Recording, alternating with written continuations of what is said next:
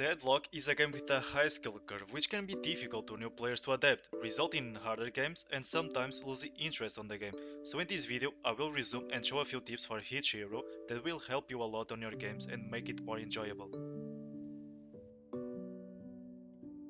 Starting with Abrams. Abrams is a melee tank with a good CC and sustain abilities, which helps him a lot during laning phase. Abrams' first ability drains enemies' health that are near you. Abrams' second ability is a charge which drags enemies and stuns them if they hit a wall, similar to Reinhardt from Overwatch 2. Abrams' third ability is a passive ability which regenerates a portion of incoming damage over time. Abrams' fourth ability sends him to the air and falls with a slam on an area, dealing damage and stunning all type of enemies. But that's not everything. Even though his kit already seems good, there is something else that makes this hero even more fun to play with, that is hidden in his description.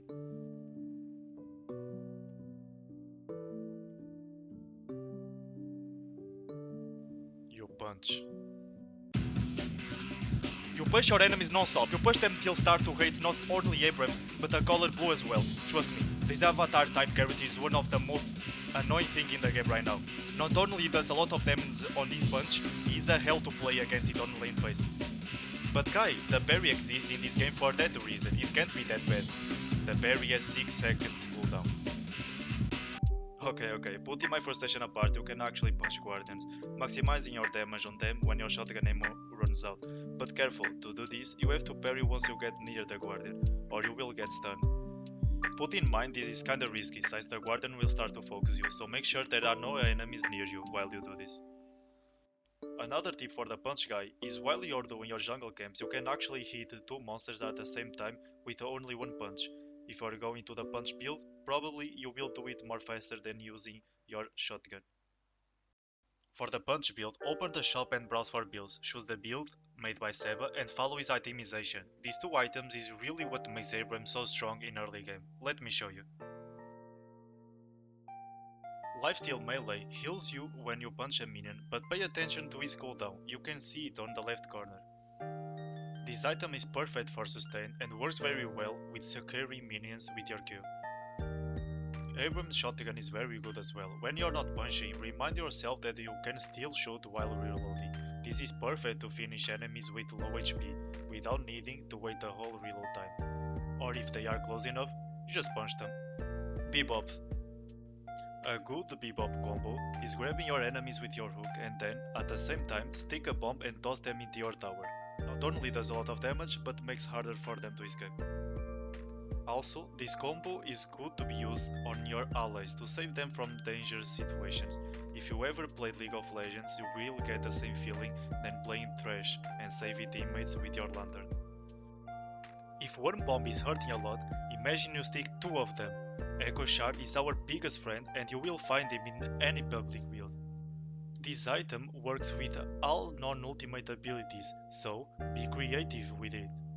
Another useful tip is while you are farming, you will realize Bebop Laser has a delay cooldown before shooting.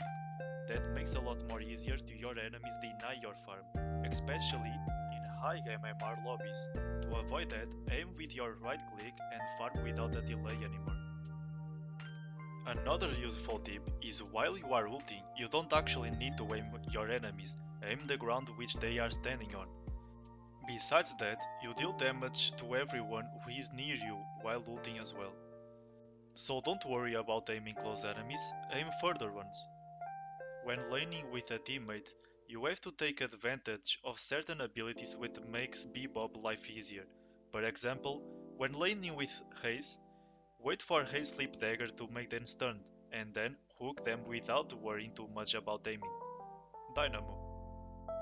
Dynamo is a very good support with a healing ability very useful, but put in mind before maxing your rejuvenating aura you can't use abilities or even shoot, so rush it to extract 100% of Dynamo's kit while you are healing your teammates. Your second ability can be used on allies, not only that, but Quantum Entanglement can dodge stacking abilities. For example, if you time perfectly, not only will not get the Bebop sticky bomb damage, but will deny his stacks as well. For Dynamo's ultimate, you can boost yourself on the zip line, making the ultimate travel further, stunning more enemies. Another tip for your ultimate is the item called Majestic Leap. Not only makes your engage faster, but more harder to enemies see you, since you come from the sky. Personal opinion, this is one of my favorite items. Great Talon. When playing the old guy Talon and you're pressuring your enemy on their tower, make sure to trap their coverage like walls, barrels, behind the guardian or even the job. This will force them to expose and facilitate your damage to go through. As soon you unlock your ultimate, believe me, the type of match we've been playing till now is gonna change. You're gonna use your green bird to fly across the map and kill whoever low HP, or just to get an assist. Haze. Haze, in my opinion, has one of the most broken abilities on the game, Sleep Dagger. A good way to use it is when landing on an enemy, close the gap and punch them first, maximizing your damage. Another good use is to land on heroes that fly, for example Vindicta and Talon. This makes them more vulnerable and sometimes making them useless on teamfights. Haze is one of the most fastest heroes to farm the jungle or even pushing waves, resulting in matches in which the Haze is the play with more gold in the match even though she is 0-7. You're gonna look to your minimap and wonder why the minimap is not showing the farmable camps. Now being serious, Haze players, please stop split pushing and help us on mid boss. Infernus. Infernus kit works really well together. Since Infernus first ability amplifies your damage, it's good to remind that you gotta throw it before every combo you start on your enemy. You can use it while every other ability is active, for example your second and fourth ability. This gives you not only a good engage but a lot of DPS damage while you can retreat to safety, letting them burn. I believe what makes Infernal so strong is not only because he does a lot of damage, but he heals a lot of HP as well. His kit works really good with spirit lifestyle items. For example, a cheap one that you always buy on early game is Infuser. This active item not only gives you more damage, but you will heal more from your abilities, so activate Infuser whenever you are going for choice or even farming the jungle. When you are out of ammo, you can use your Infernus abilities while still reloading. This is very useful in combat against players, since when you are reloading, you lose a lot of damage potential and sometimes that can be the detail which missed to finish an enemy with low HP. Ivy. Ivy is quite simple, and in my opinion, what really makes her special is her ultimate. Instead of always using her for saving purpose, try to be more creative. For example, grab your Dynamo and throw him on the middle of the enemy team, so he can get a quick ultimate engage. Another useful tip, like in Furnace, Ivy can still reload while casting your third ability. This is good for extra damage or even to get less damage on a trade. Kevin. When using Arctic Beam and Ice Path together, try to stay above your enemy. This not only makes it a lot more difficult for their abilities to reach you, but to headshot you as well, since the Ice Path and your foot will cover you. Kevin ultimate makes the life of certain heroes a lot easier, for example Abrams, which can use your ultimate wall to drag and stun them on it. Lady Geist. Lady Git uses her own health to deal damage on enemies, so if you miss your skill shots it will cost you more than missing with other heroes. That's why I highly recommend sustain items to make your life easier playing as Lady. Lady Ultimate is the strongest part of the kit in my opinion, so a good way to use it is to get yourself in low HP. What I do like to do for that is using my own jungle, then I simply jump on my enemy and get a free kill. Lash. A good item I always use on Lash is Majestic Leap. This item can be used for escaping, but more importantly, to get higher and deal more damage to enemies, since your first ability, at max level, deals more damage based on how high you are. Another good use for it is with the Rescue Beam. Use both items to travel long distance, bringing your allies to safety. Mega Guinness. If you are like me and have difficulty on placing a Mega Guinness wall behind your enemies, here's a trick I use. When you're casting your wall, you can see your enemy's color turn a little blue, and in the right moment the wall passes through them, their colors return to normal. Another use for your turrets is to put on your jungle and let them farm alone, while you are concentrating on farming your lane minions. But remember, your turrets will only start shooting the monsters when you shoot at them. After that, just let them do the work. Mow and Grill. On Mow and Grill, while you are on Burrow, you can use your first ability, healing yourself without exposing so much. This is very useful laning against poke heroes. Torment Pulse is an essential item on Mow and Grill. Since all his abilities are close range, and your playstyle is kissing every enemy you see in front of you, this item will damage anyone who steer near you, working very well with Mow and Grill kit overall. Mow and Grill Shotgun is very good for securing souls or even denying souls from your enemies, since you don't need to actually fully aim the orb. If you pay attention, his bullet spread, hitting where your crosshair is not placed at all. Paradox. Paradox is one of the hardest heroes on the game. One easy combo is using your kinetic carbine to slow your enemy and ult him, while placing your time wall at the same time, forcing them to pass through the wall and taking damage as a percentage of their max health while getting slowed as well. This combo is really good on flying heroes as well, putting them in the middle of your team without too many escaping alternatives. Another tip, which this I saw on Michael's stream, is using your pulse grenade on walls. The damage still goes through and can be really useful to finish an enemy or even helping your team without going in places too tight. Pocket. Pocket third ability, Enchanter Satchel, refreshes shotgun ammo without needing to reload, perfect when looking for a long trade or even killing an enemy. When you are on your suitcase, you can teleport to your flying cloak, exploding with the suitcase damage where the flying cloak was. If you add your ultimate to this combo, you can do a quick combo damage.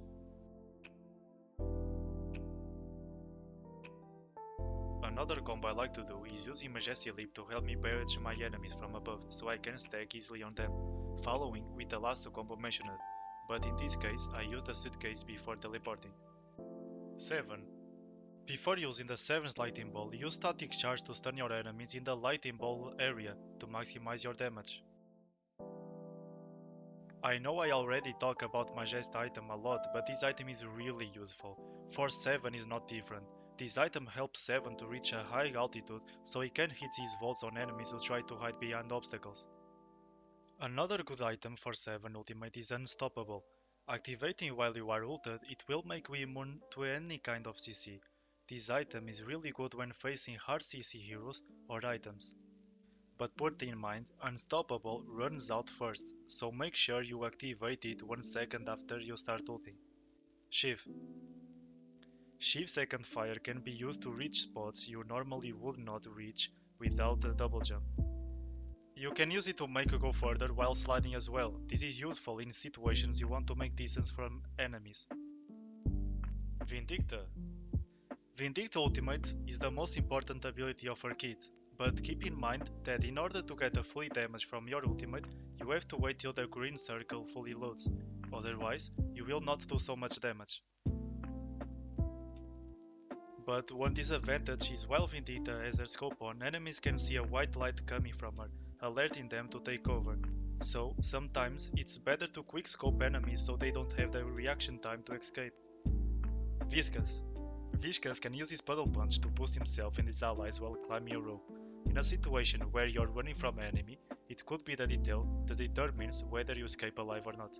You can also use it on the ground and dash on top of it to boost yourself. The result is similar to a dash jump boost, but it only consumes 1 bar of stamina. Warden. Whenever you're going to use your binding word, throw your alchemical flask at the same time to make it harder for the enemy to escape the ability. If you really want to annoy your enemies, buy the Slowing Ace item. This item slows enemies' movement and dashes, make it even harder for them to escape your binding word. Wraith. Unlike the other heroes, I couldn't find any tips to showcase in sandbox mode. Instead, I played a few games to get some inspiration, and here's what I found. She is the best hero for split pushing. Not only does she have a good base amount of ammo to melt towers, but she also has a teleport that makes chasers' lives a living hell. Her abilities work really well for this playstyle. While you are pushing waves and hitting towers, your first ability, Guard Trick, will stack so quickly that you can use it to push more waves or even damage enemies trying to chase you while you escape. Ray's second ability, Project Mind, is what essentially makes split pushing viable for her. When you max out this ability, you receive a minus 30 seconds cooldown. Basically, you can spam this ability, making your enemies chase you a lot more if they want to catch you. Not only that, but the ability provides you with a 300 bullet shield, which scales with spirit power. Wraith's third ability, Full Auto, gives you the chance to melt towers, and if enemies try to stop you, use it with Infuser and melt them instead while you back off, of course. And lastly, if a fed enemy catches up to you, even after you using your dash and all your stamina to run, simply ult them and keep running. This ultimate gives you one more chance to escape alive.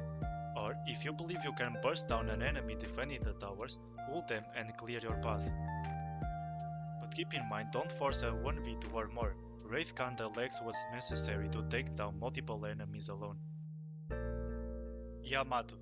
When using Yamato's Power Slash, try to use it while peeking. This not only gives enemies less time to react and dodge, but if they are trying to damage you, it's harder to hit a Yamato that's sliding than one that's stopped in place. Yamato's Flying Strike is used to close the distance on enemies for quick bursts. Not only that, but you can also use it to travel further in situations where you want to run or chase an enemy. While using Flying Strike, cancel the ability in mid-air and quickly double jump. Another good tip is to pressure an enemy under their tower by spamming Yamato's second fire to poke them. Combined with Infinity Ammo Slide, this can be extremely annoying for the enemy. In some cases, you might even secure a free kill without needing to aim too much, as the bombs deal area damage. That's all for this video. It's me and my friend first time making a video, so if something looks a bit strange, it's because we are still learning how to use the video editor. We will try to make more helpful videos in the future. If you liked this one or found it useful, please leave a like or subscribe to support the channel. Thanks for watching to the end and see you next time.